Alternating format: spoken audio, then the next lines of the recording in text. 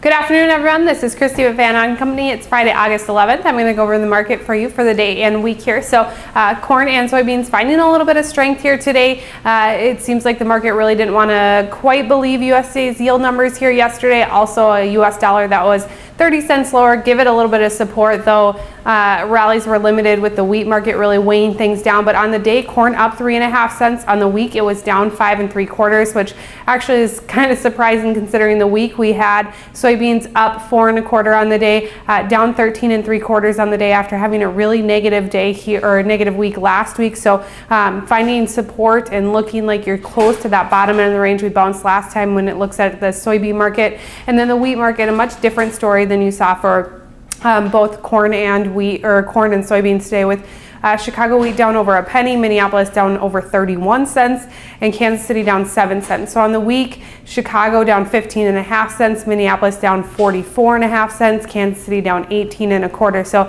a lot of pressure into these wheat markets as people start to question these yields, especially spring wheat. How strong are they going to come into the better areas like Minnesota?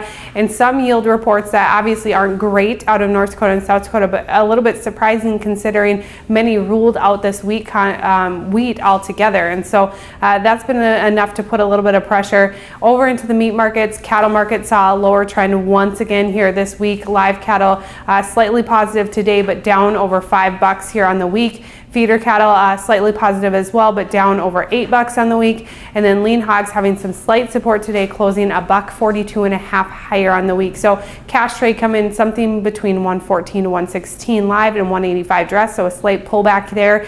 That could be where you're seeing some of that pressure into the meat markets. Outside markets didn't do a whole lot, but that US dollar remains low, and that should give some support.